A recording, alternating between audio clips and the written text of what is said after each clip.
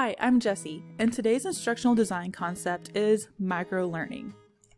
I'm sure we all relate to this picture in one way or another, or this article that was posted by College Times about 7 ways to kill time in a boring lecture. Obviously, this is the last thing we want as a teacher for all of our students to be completely checked out. I used to be frustrated as an educator with the short attention span of students, but then fast forward to COVID-19 and the pandemic where I was working from home and everything was a passive meeting, webinar, or conference where I'm staring at the screen for hours every day. I soon realized that my attention span was just as short as my students, and I was just as easily distracted by pets, snacks, my phone, or simply wanting to take a nap or a break. So talking about focus really quickly, did you know that the average person only reads at most 28% of the words that are on the screen? For any length of video that's online, most people only watch 2.7 minutes of that video, which doesn't sound too bad until you realize that the average person is only on a web page for about 10 to 20 seconds before they change the page. That's pretty darn fast. So scientists are now saying that a lot of us have the attention span of a goldfish, or possibly even shorter, of 9 seconds. So what does that mean for learning? Introducing microlearning. This is taking specific objective-related, engaging activities about specific information, not about a broad entire lesson or an entire unit of your course. You're going to break these down into bite-sized pieces that are specific. They're not dumbed down, they're specific. They're time restricted, and they're about 5 minutes or less, or others say 20 minutes or less. It is not a new concept. It's also not a list of links for your students to have to go dig through, because we all know they won't. It's not a complete system by itself. It's going to supplement and add to what you're already doing in the classroom, and it is not always applicable for every type of course. It's going to depend on what you're using. How do you use it? We can reinforce content we've already discussed in class. You can supplement a lesson with something that's engaging, exciting, or practicing a skill. You can build a student's confidence because they're getting more time interacting with the content, or you can adjust course if you notice students are having issues with one specific concept or problem in the course. Where do you start?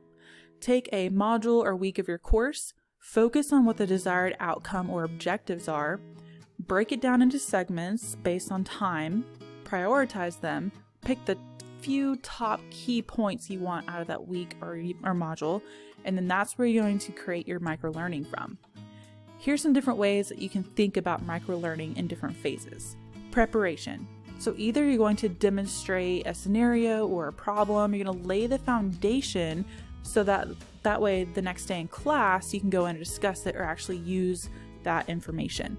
It also evens the playing field. Some students will have prior knowledge, maybe they had a course related to this prior, and other students didn't. Next is follow-up. So you just had the lesson in class, and now you have microlearning that gets them to use the new skill or concept that they just learned.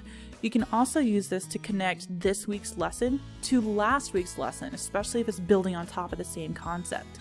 You can emphasize key points to remember, and you can also go into an expanded dive on a specific point that might be really interesting to your students.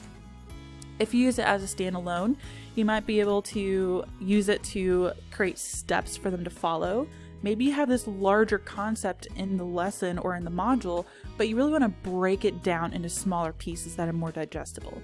You could have materials that are refreshers because students are supposed to already know this information before they go to the next lesson, or you can connect a small concept to a larger one to help them organize information.